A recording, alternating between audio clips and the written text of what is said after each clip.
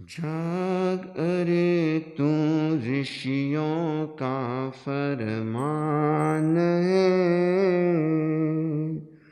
जाग अरे तू ऋषियों का फरमान है। सदा सजग जो बन कर चलता वह मानव भगवान है। वह मानव भगवान है। जाग अरे तू ऋषियों का फरमान है। सदा सजग जो बन कर चलता वह मानव भगवान है। वह मानव भगवान। खिला फूल जो इस धरती पर वह आखिर मुरझाएगा। खिला फूल जो इस धरती पर वह आखिर मुरझाएगा। वैभव तज कर आखिर जाना तू क्या संग ले जाएगा। तू क्या संग ले मान रहा जिसको तू अपना। मान रहा जिसको तू अपना बस केवल अभिमान है। सदा सजग जो बन कर चलता वह मानव भगवान है। वह मानव जीवन के बहुमूल्य क्षणों को क्यों तू व्यर्थ गवाता है। जीवन के बहुमूल्य क्षणों को क्यों तू व्यर्थ बीत गया जो समय कीमती वापस हाथ न आता है। वापस हाथ न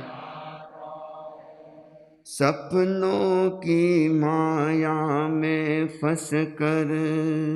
सपनों की माया में फंस कर क्यों भूला तू भान है। सदा सजग जो बन कर चलता वह मानव भगवान है। वह मानव पल पल बहती इस धरती पर सत्य धर्म की यह धारा। पल पल बहती इस धरती पर सत्य धर्म की यह धारा। तन मन निर्मल करके काटो अपने कर्मों की कारा। अपने कर्मों की आध्यात्मिक संबल से।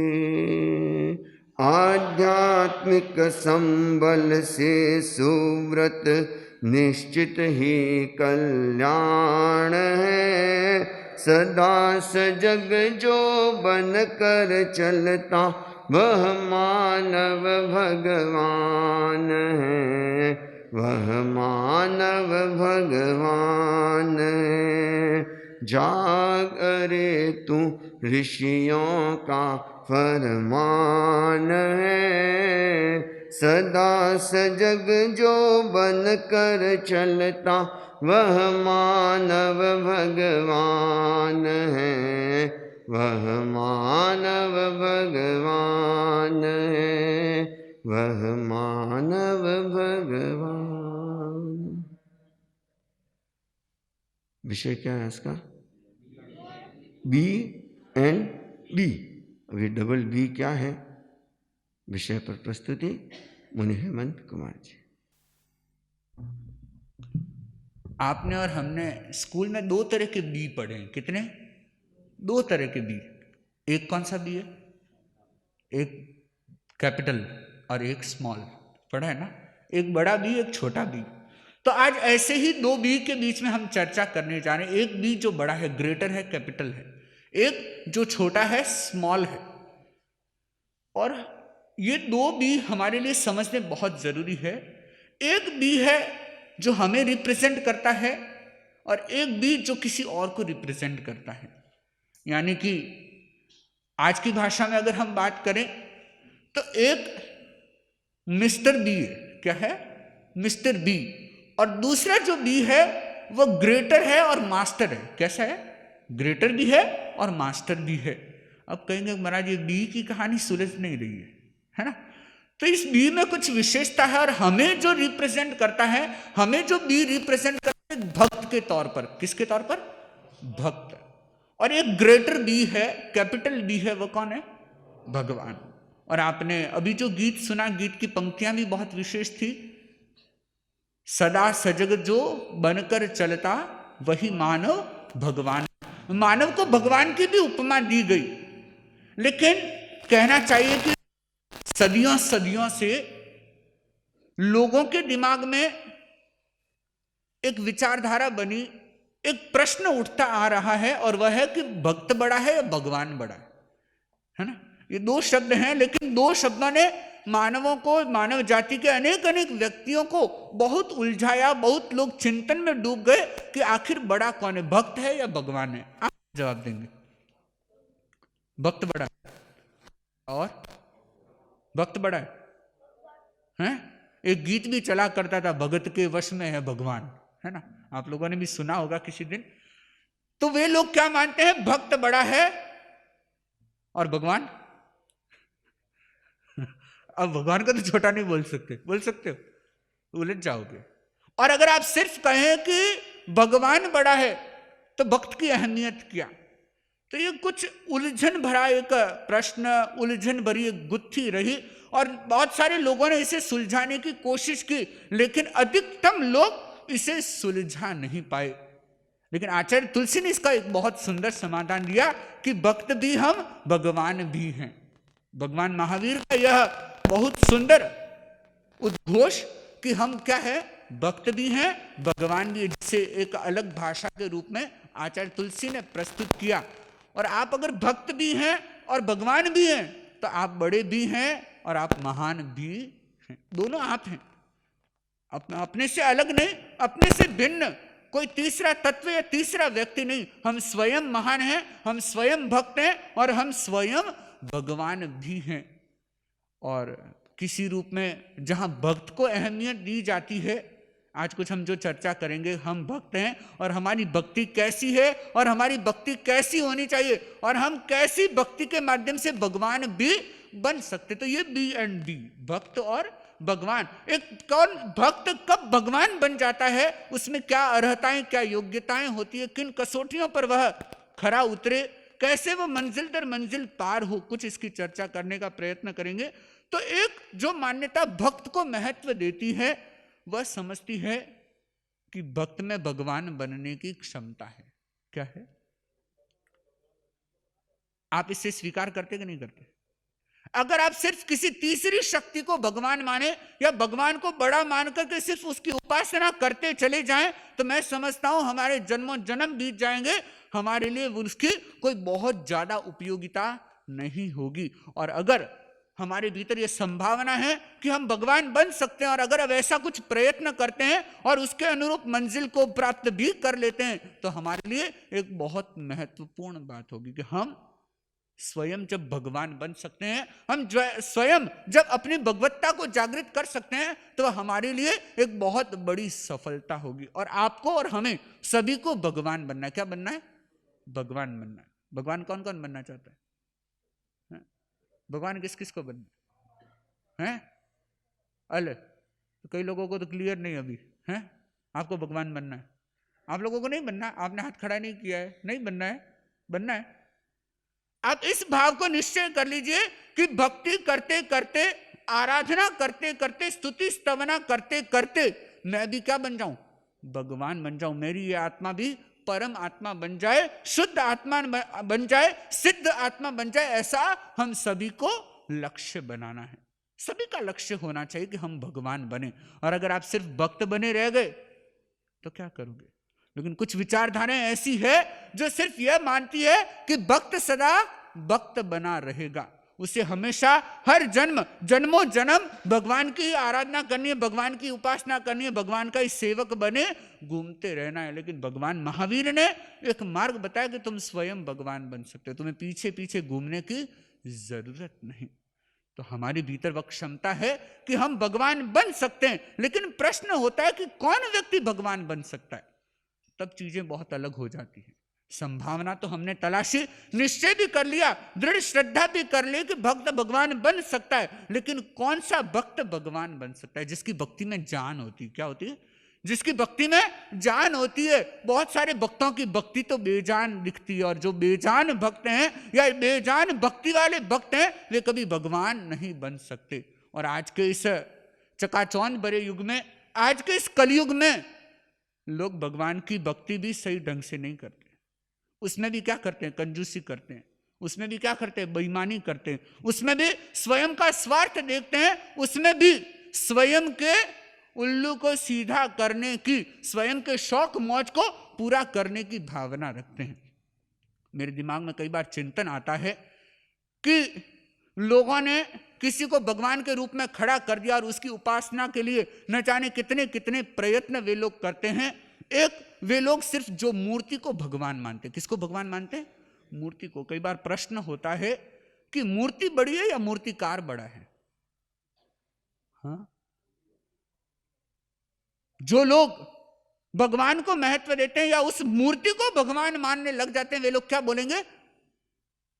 हाँ, मूर्तिकार को तो याद भी नहीं करते, पता भी नहीं होता कौन है, क्योंकि मूर्तिकार को तो रुपए देकर के बिठाया गया, मूर्ति गड़वाई गई, छनवाई गई, तराशाई गई, और उस मूर्तिकार का कोई महत्व नहीं आंकते। लेकिन एक अर्थ में कहना चाहिए कि उस मूर्ति से भी बड़ा कौन है? मूर्तिकार है, जिसने उस मूर्ति को आकार दिया। और किसी ने बहुत सुंदर कहा कि creation isn't more better than creator. क्या? Creation isn't more better than creator. Creator कौन है? मूर्तिकार है। लेकिन मूर्तिकार जो कृतिकार है, उससे बड़ी तो उसकी कृति नहीं हो सकती। लेकिन लोगों ने उस कृति को बड़ा माना और उसको पूजने लगे। और पूजने भी कैसे लगे? स्वयं के स्वार्थ के लिए, स्वयं के भोग भरे भावों को पूरा करने के लिए, या स्वयं के तुच्छ स्वार्थों को पूरा करने के लिए लोग उसकी पूजा करते हैं या उसको मानते हैं, मनाते हैं। भारत में कुछ ऐसे पर्व होते हैं, कुछ ऐसे दिन आते हैं जब लोग कहते हैं कि हम भगवान की आराधना करते हैं। गुजरात में एक कार्यक्रम चला करता है, गरबा। क्या चलता है? गरबा। और मैं आपको बताऊं कि नहीं होने जैसे काम उस गरबा के आयोजन में होते हैं। क्या? किसके नाम पे? वे लोग जो भगवान को महत्व देते हैं या भगवान को उस रूप में मानते हैं। आप सोचिए कि उनकी भक्ति कैसी होगी। उनको ही बोल दिया जाए कि बिना नवरात्रा जब गरबा का आयोजन नहीं है, आपको मां की, माता जी की आरती उतारना है, कौन पहुंचता है? किराए के पुजारी, वेतनधारी पुजारी उसकी पूजा करते हैं, और ऑडियो प्लेयर से आरतियां होती है, और उसके आगे कुछ नहीं। या कई बार अलग अलग दिनों में देखा है कि जब प्रसाद चढ़ता है, जब लंगर लगता है, भंडारा लगता है, तब तो लोग खूब आते हैं। और जब भंडारा नहीं होता, प्रसाद नहीं होता, तो क्या? देखने को ही नहीं मिलते, लोग आते ही नहीं, पहुंचते ही नहीं। तो आप सोचे वो किसके लिए जा रहे हैं? एक बहुत बड़ा चिंतनीय बिंदु है। और ऐसे लोग तो कभी भगवान बनने वाले, ऐसे भक्तों के भगवान बनने की संभावना कभी मत करना। और आपका नाम भी उन भक्तों की लिस्ट में कहीं आता है तो अपने नाम को क्या कर देना? वहां से डिलीट कर देना, वहां से हटा देना। और हमें सही रूप में भक्ति करना है, सही रूप में प्रभु की आराधना करना है, ताकि हम भी भगवान बन सकें। और कई लोग तो क्या करते हैं? एक आदमी था, उसने क्या हुआ, उसने बोला कि जो ये स्मोकिंग करना है, ये स्मोकिंग करना अच्छा है। क्या बोला? स्मोकिंग करना अच्छा है। तो बोले अच्छा कैसे? कि नहीं शिव जी किया करते थे, क्या बोले, शिव जी चिलम फूंका करते थे, कश लिया करते थे, धुआं भी छोड़ा करते थे, और चलो इतनी बड़ी चिलम तो मेरे पास नहीं, लेकिन ये सिगरेट से ही काम चला रहा हूं, बीड़ी से ही काम चला रहा हूं, और यह मेरी भक्ति करने का तरीका है। मैं तो अपने भगवान मेरे जब किया करते थे, तो मैं क्यों नहीं कर सकता। तो किसी आदमी ने चुटकी लेते हुए उससे बोला कि भाई साहब, शिव जी ने तो जहर भी पिया था, पियोगे, ट्राई करोगे, जस्ट एक बार है, कोई प्लीज बोल दे तो, कोई बड़ा भंडारा आयोजन कर दे तो जाओगे। लोग नशा करने को चला जाएंगे, स्मोकिंग करने के लिए तैयार हो जाएंगे, भांग पीने को तैयार हो जाएंगे, लेकिन उनके नाम पर जहर पीने को तैयार नहीं होंगे। यानी कि व्यक्ति सिर्फ और सिर्फ अपनी स्वार्थ साधना या सिर्फ और सिर्फ अपने उल्लू को सीधा करने के लिए किसी भगवान विशेष या भगवान के नाम विशेष को स्वीकार करता है और वैसी कुछ भक्ति आराधना करने की कोशिश करता है, लेकिन ऐसे भक्तों का भगवान बनना संभव नहीं। हालांकि उन्हें उस रूप में भगवान स्वीकार करना भी अपने आप में एक नासमझी की बात होती है, लेकिन फिर भी अगर कोई स्वीकार कर भी ले, उसके बाद भी निस्वार्थ भाव से भक्ति करना तो बहुत दुर्लभ बात होती है। तो हमें अपने आप को भक्त के तौर पर देखना है कि हमारी भक्ति कैसी है और कैसी होनी चाहिए। जैसा कि मैंने बताया कि बहुत सारे लोगों की भक्ति स्वार्थ भरी होती है, नादानी या नासमझी भरी होती है, लेकिन हमें भक्ति की सही समझ को क्या करना है, समझना है, उस समझ को उतारना है और उसके बाद में स्वयं को श्रेष्ठ भक्त, अच्छा भक्त बनाने का प्रयत्न भी करना है। और अब तक शायद जो आपने भक्ति की वह फलीभूत नहीं हुई, वह परिणाम नहीं दे सकी, तो इसके पीछे एक बहुत बड़ा कारण है कि हमारी भक्ति में कहीं ना कहीं एक कमी रह गई। हमने वह स्वार्थ भरी, वह कहना चाहिए कि नादानी भरी भक्ति की एक उदाहरण लेना चाहूंगा। आप किसी दिन मंदिर गए, हालांकि तेरापन परंपरा मंदिर में, मंदिर की पूजा में, मूर्ति की पूजा में, मूर्ति की पूजा के उपक्रमों में धर्म की स्थापना नहीं करती, न उसे स्वीकार करती। लेकिन अगर आप लोग कभी मंदिर जाते हैं और किसी दिन मंदिर गए, मूर्ति के सामने खड़े हुए, और मूर्ति के सामने खड़े होने के बाद आपके मन में हुआ कि आज तो विसर्जन पात्र में, आज इस दान पेटी में मुझे कुछ डालना है, और आपने जस्ट अपना पॉकेट खोला, पॉकेट से पर्स निकाला, और पर्स निकालने के बाद देखा कि आपके पास 100 रुपए के 2 नोट है। कितने? 100 रुपए के 2 नोट है। कौन सा नोट चढ़ाओगे? 2 नोट है, एक नोट गला हुआ है, एक नोट कड़क है। ईमानदारी से बताना, गला हुआ चढ़ाओगे ना? क्यों? भगवान के साथ भी, हाँ। हालांकि यह मान्यता हमें स्वीकार नहीं, न इस उपासना को, उस उपासना पद्धति को या इस भक्ति चढ़ावे को हम स्वीकार करते, मान्य करते। लेकिन एक बहुत बड़ा उदाहरण आप लोगों के लिए है कि जो उस समय भी ऐसा कार्य करे तो उसे क्या समझना चाहिए। और आप लोगों के साथ भी घटित होता है। आप लोग क्या करते हो, अपनी बुझी हुई ऊर्जा या अपना वो सबसे बचा खुचा समय जो आप भक्ति को देते हो, कई लोग सोचते हैं बुढ़ापे में भक्ति करेंगे, कि बाजी कमर दुखे, गोडा दुखे, घणो खावी जे नहीं, सावी जे नहीं, हमें करनो कहीं एक ही तो काम है, माड़ा फेर नहीं। अब ऐसी बुझी हुई ऊर्जा को अगर आप भगवान की भक्ति के लिए बचा के रखोगे तो कभी आप सबको कल्पना भी मत करना कि आप भगवान बन जाओगे। तो आप भी, चलो आप नोट तो नहीं चढ़ाते होंगे, लेकिन बचा खुचा समय सोचते हैं कि हाँ अब ठीक है, कोई काम धाम तो है नहीं, अब सामायिक कर लो, कोई काम धाम तो है नहीं, अब प्रार्थना भक्ति कर लो। इस रूप में अगर आपके प्रयत्न हैं तो आपकी भक्ति भी बहुत सारे प्रश्न चिन्हों से युक्त है, बहुत सारे क्वेश्चन मार्क आपकी भक्ति पर लगे हुए हैं। लेकिन हमें सही रूप में आराधना करनी है, सही रूप में प्रभु की भक्ति करनी है। क्यों? क्योंकि हमें क्या भक्त बना नहीं रहना, हमें क्या बनना है? भगवान बनना है। और वह हायर एम, बड़ा एम हमें अपने जीवन में बनाना है, सही रूप में बनाना है, और उसे प्राप्त करने का भी हर संभव प्रयत्न करना है। तो हमारी भक्ति कैसी होनी चाहिए, एक सूत्र उसके लिए मैं कहना चाहूंगा, और वह है एक लय एक भाव।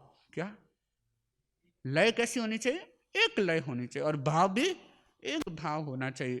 जैसे कि हम परमेष्ठी वंदना का संगान करते हैं, वंदना आनंद पुलकित नत हो मैं करूं, एक लय हो एक रस हो।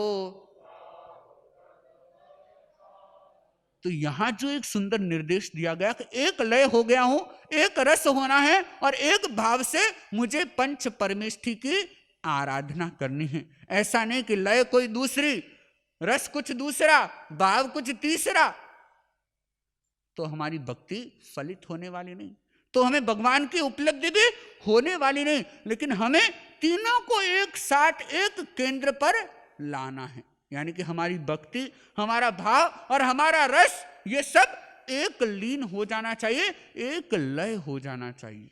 और वैसी भक्ति हमें क्या कर सकती है? पार पहुंचा सकती है। और अगर वैसी भक्ति प्राप्त करने में आप सफल हो जाते हैं तो समझ लेना चाहिए कि आप भगवान बनने की दिशा में गतिशील हो रहे हैं। लेकिन ऐसी भक्ति की अवस्था को प्राप्त करना भी अपने आप में एक बहुत बड़ी परीक्षा है, बहुत बड़ी परीक्षा कहना चाहूंगा। क्यों? क्योंकि आज के व्यक्ति को जो रस भोगों में है वह भक्ति में नहीं है। व्यक्ति को जो रस स्वार्थ में है वह रस परमार्थ में नहीं। और ऐसी स्थिति में उसे कह दिया जाए एक लय होना है, एक रस होना है, तो उसके लिए बहुत मुश्किल होगी। और आप भी ऐसी मुश्किल का शायद सामना करते होंगे। एक घटना प्रसंग आता है, एक बार एक बादशाह जो इस्लाम को मानता था, और कहते हैं कि उसने एक जगह अपनी चादर को बिछाया और भगवान की भक्ति में लग गया, जो कहते हैं कि नमाज अदा करते हैं। नमाज अदा करने लगा, प्रभु को याद करने लगा, खुदा की बंदगी करने लगा।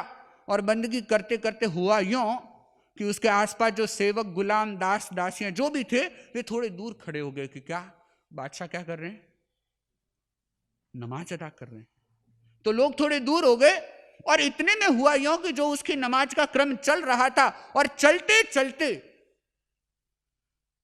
बीच नमाज में एक कहना चाहिए कि उसके एक खलल आ गया, एक व्यवधान आ गया। और व्यवधान यह आया कि एक महिला, उस महिला ने क्या कर दिया? उस बादशाह का स्पर्श कर लिया। क्या किया? स्पर्श। और कर लिया नहीं ऐसा कहें कि वह स्पर्श हो गया। हुआ यूं कि वह महिला, उसका पति परदेश रहता था। कहां रहता था? परदेश रहता था। और उसे सूचना मिली कि आज तुम्हारा पति परदेश से इस गांव में आने वाला है, नगर में आने वाला है, अपने घर आने वाला है। और जैसे उसे वह सूचना मिली, क्या हो गई? वह उत्साह से भर गई। जो उसके मन में जो अपने पति के मिलन की जो भावना थी वो बहुत ज्यादा हो गई। और कहना चाहिए कि वह अपने पति को रिसीव करने के लिए कहां जाने लगी? अरे भाई, जमाना पुराना था, गांव के बाहर जाने लगी। और जैसे वह जाने लगी तो दौड़ती भागती गली नुक्कड़ चौक चौराहे पार करते करते वह गांव के बाहर जाने की कोशिश करती है। और इतने में होता यह है कि बीच ही किसी स्थान में बादशाह नमाज पढ़ रहे थे, और चलते चलते उसका शरीर, या ऐसा कहे कि उसके कुछ वस्त्र उस बादशाह के स्पर्श हो गए। अब बीच नमाज में तो वह बादशाह उठ नहीं सकता, वह महिला भी आगे चली गई, बात आई गई हो गई। लेकिन बादशाह जैसे ही नमाज पढ़ के, नमाज को अदा करके उठ करके अपने महलों में पहुंचे। महलों में दरबार पर, सिंहासन पर जब बैठे तो फिर उन्होंने सैनिकों को आदेश दिया कि उस गुस्ताख महिला को क्या करो? हाजिर करो। बुलाया गया और उस महिला को जैसे ही वहां उपस्थित किया गया, राजा ने सीधा बोला, बादशाह ने, कि आज तुमने एक बहुत बड़ी गुस्ताखी की है। मैं प्रभु की बंदगी कर रहा था और इतने में तूने उसमें खलल डाल दिया। वो महिला बोली कि कब? क्या बोली? कब? राजा बोली, एक तो चोरी और ऊपर से छीना चोरी, ये कैसे चलेगी? नहीं। वो बोली कि नहीं, मैंने आपका स्पर्श नहीं किया, मुझे तो पता ही नहीं आप कहां थे, मैंने देखा ही नहीं आपको। और बहुत ही कॉन्फिडेंस, बहुत ही विश्वास के साथ वह कह रही थी कि मैंने आपको कहीं नहीं देखा और मैंने कभी किसी भी क्षण आपका स्पर्श नहीं किया, ना मेरे कपड़े आपसे स्पर्श हुए, और मैंने आपकी प्रार्थना या आपकी नमाज में खलल डाला ही नहीं। अब बादशाह का गुस्सा क्या हुआ, और बढ़ गया। तो उस बादशाह ने सारी घटना उसको बताई कि मैं उस चौक में बैठा था, उस चौक में भी उस स्थान पर बैठा था, और तुम रास्ते से दौड़ते भागते जा रही थी, और जाते जाते तुमने यह गलती की। उसने कहा कि चलो राजन, आपने कहा तो मैं मान लेती हूं, लेकिन आप देखिए कि इसमें भी एक मजे की बात है कि मैं किससे मिलने को जा रही थी, अपने पति से मिलने जा रही थी, और आप किससे मिलने के लिए आप भक्ति कर रहे थे, भगवान से मिलने के लिए। लेकिन देखिए कि मैं अपने पति से मिलने के लिए इतनी आतुर हो गई, इतनी एक्साइटेड हो गई कि मुझे पता ही नहीं कि रास्ते में कौन है, और मैं बिना देखे बिना कुछ ध्यान दिए ही जा रही थी, बिना कोई डर बिना कोई भय। मैं सिर्फ और सिर्फ मेरा क्या टारगेट था, पति से मिलना है। लेकिन आपको ये मेरी चुनरी या मेरा दुपट्टा या मेरा यह कपड़ा आपको क्यों याद आ गया? क्योंकि आप अपने भगवान के, अपने खुदा के मिलन के लिए शायद इतने आतुर नहीं थे। और आप मुझे सजा दे दीजिए, जो सजा देंगे वह तो मुझे मंजूर हो जाएगी, लेकिन अब सजा मुझे बड़ी मिलनी चाहिए कि आपको बड़ी मिलनी चाहिए? क्योंकि आपने भगवान के साथ आपका तार जुड़ना चाहिए था, वह तार यहीं रह गया, और मुझे तो शायद पता भी नहीं था, और मैं उस विरह की घड़ियों को समाप्त करने के लिए, अपने पति से मिलने के लिए इतनी आतुर हो गई कि मुझे पता ही नहीं कि रास्ते में कौन था। बड़ी सजा किसको मिलनी चाहिए? कहते हैं कि बादशाह चुप हो गए, कोई जवाब नहीं दिया, और बात स्पष्टता से क्लियर हो गई कि उसकी भक्ति कैसी है, उसकी भक्ति अभी अधूरी है। और ऐसी आप और हम लोगों की भी, बहुत सारे लोगों की भी भक्ति मिल जाएगी। कभी मक्खी परेशान कर दी, कभी मच्छर परेशान करता है, कभी गर्मी परेशान करती है, तो कभी ये पसीना परेशान करता है कि नहीं करता, है ना? ये चीजें हमें एक बहुत बड़ी बाधा के रूप में लगती है, और तब तक भगवान हमें मिलने वाला नहीं। जब तक इन छोटी छोटी बाधाओं में हम उलझ करके रहेंगे, तब तक हमें भगवान की प्राप्ति होने वाली नहीं। हमें इन छोटी छोटी बाधाओं से ऊपर उठना चाहिए, और इन छोटी छोटी बाधाओं से वही व्यक्ति ऊपर उठ पाएगा जिसे भक्ति का स्वाद पता है। क्या पता है? जिसने भक्ति के स्वाद को चखने का प्रयत्न किया है। एक छोटा सा प्रयत्न आप और हम मिलकर के करेंगे, तो भक्ति जो है उसका स्वाद जिसको पता है उसे ही भक्ति का आनंद आता है, और जो भक्ति का स्वाद नहीं जानता, भक्ति का भाव भी नहीं जानता, उसे न तो उसमें स्वाद आने वाला न रस आने वाला, क्योंकि उसके लिए भी स्वयं की योग्यता विकसित करनी चाहिए। और जब तक किसी चीज की समझ नहीं होती, किसी चीज की फितरत क्या है, प्रकृति क्या है, नेचर क्या है, हमें समझ नहीं होती, तब तक उसका मजा नहीं आता। एक बार एक आदमी गांव से निकला और निकल करके किसी शहर में पहुंचा, और शहर में भी एक बड़े से स्टेडियम को देखा। किसको देखा? बेंगलोर के चिन्ना स्वामी स्टेडियम। चिन्ना स्वामी बेंगलोर में? अच्छा, चिन्ना स्वामी स्टेडियम में पहुंचा और सोचा कि आज क्रिकेट मैच देखना है। किसकी ट्रॉफी चल रही है अभी? किसकी चल रही है? नहीं पूरी हो गई? अच्छा, कोई बात नहीं। तो उसने देखा कि कुछ एक मैच देखना है, और मैच देखने के लिए वह कहां गया? स्टेडियम के अंदर पहुंच गया, किसी एक कुर्सी पर जाकर के बैठ गया, और आप आश्चर्य करेंगे कि थोड़ी देर में वो भाग करके घर आ गया। वापस दौड़ भाग कर गए, बस में बैठा, घर पहुंचा, गांव में पहुंचा, और गांव में जैसे ही पहुंचा तो साथियों ने पूछ लिया कि क्यों भाई मैच देख के आ गए? उसने बोला कि क्या मैच? मां, तो मुझे लगा कि ये तो किसी हॉस्पिटल में आ गया हूं मैं। क्या बोला? किसी हॉस्पिटल में? तो किसी ने बोला बड़े आदमी स्टेडियम में और हॉस्पिटल में कंपैरिजन कहां बैठता ही नहीं है। तो बोले नहीं, मैंने क्लियर देखा, सबसे आगे आगे 2 डॉक्टर आए। क्या है? सबसे आगे आगे 2 डॉक्टर आए, और उनके पीछे पीछे 11 कंपाउंडर आ गए। कितने? 11 कंपाउंडर आ गए, और उन 11 कंपाउंडर के बाद 2 आदमी आए, बहुत प्लास्टर बंधे हुए थे हाथों के पैरों के, और बड़ा बड़ा डंडा उन्होंने हाथ में ले रखा था। हमने सोचा भाई यहाँ तो बड़ी क्या होती है, बड़ी गड़बड़ है, ये तो कोई बड़ा हॉस्पिटल है, गलत जगह आ गया, इसलिए मैं भाग करके कहां आ गया। उसको मजा आया क्या क्रिकेट का? है? अगर उसे ज्ञान नहीं, समझ नहीं, तो वह उस क्रिकेट का आनंद भी नहीं ले सकता। उसको वह भी क्या लग रहा है? हॉस्पिटल लग रहा है। डॉक्टर कौन लगा? अंपायर। डॉली ड्रेस, डॉली टोपी, है ना? तो आगे आगे क्या लगा कि डॉक्टर साहब है, पीछे फील्डिंग वाली टीम क्या लगी उनको? कंपाउंडर। और बैट्समैन क्या लगे? हैं? प्लास्टर, इंजर्ड मैन लगे उनको। और लगा कि बहुत सारे आजकल तो बहुत बख्तर बंद होके खेलते हैं, हाथों के प्लास्टर, पैरों के प्लास्टर, बहुत सारे प्लास्टर लगा के खेलते हैं। तो वह डर गया। ऐसे व्यक्ति को उस चीज का रस या आनंद कभी आ नहीं सकता। क्यों? क्योंकि उसे उसके बेसिक चीजों की भी समझ नहीं है। और हमारे साथ भी ऐसी स्थिति है कि हमें भक्ति के बेसिक स्थितियों की समझ भी नहीं है। हम बिना किसी तैयारी के, बिना किसी समझ के भक्ति करने बैठ जाते हैं, और उसी के परिणाम स्वरूप हमें भी लगता है कि किसी हॉस्पिटल में घुस गए, कोई प्लास्टर वाला आदमी आ गया, कोई डॉक्टर आ गया, भागो यहां से।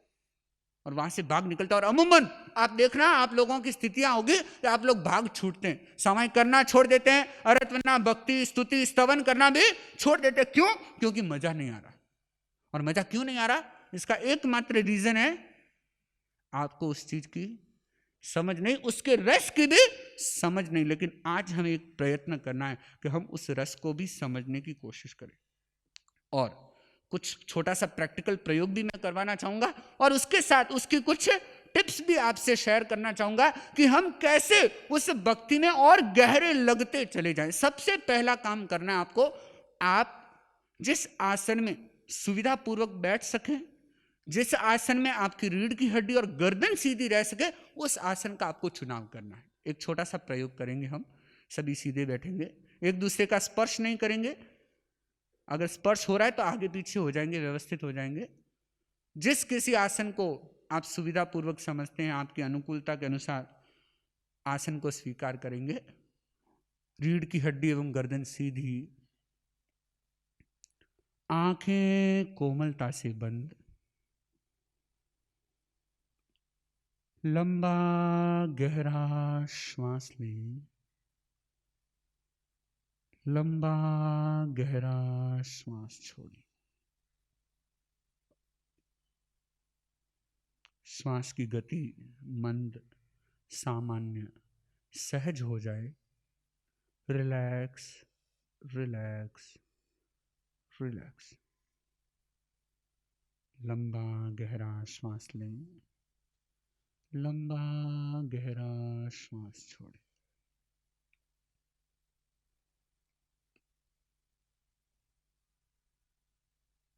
एकदम मंद स्वर में हम ओम का उच्चारण करेंगे। बिल्कुल मंद स्वर में पहले आप सुनेंगे।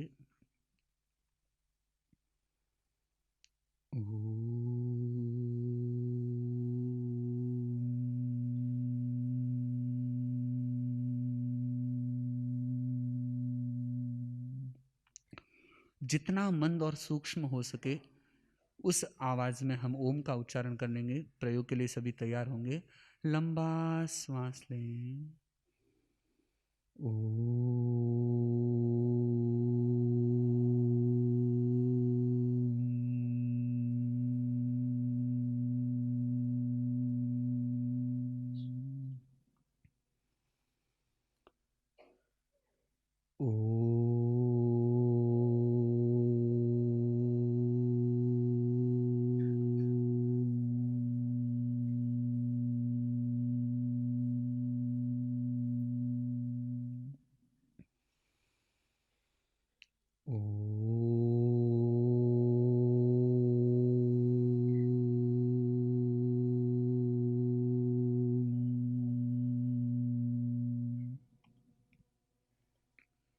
शांत।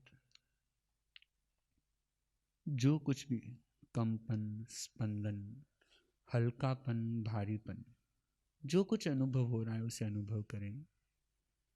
जो कुछ भी आपको फील हो रहा है उसे देखें।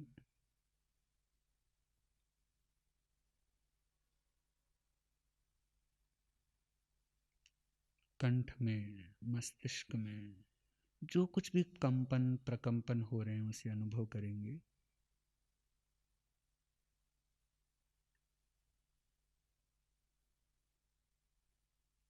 ओम शांति शांति शांति। प्रयोग संपन्न। आप देखिएगा कि ये प्रयोग एक तरह से किसी भी धार्मिक अनुष्ठान की पूर्व तैयारी है। चाहे आप महाप्राण ध्वनि का प्रयोग करें, जरूरी नहीं कि आप ओमकार की ध्वनि करें, आप एकदम मंद स्वर में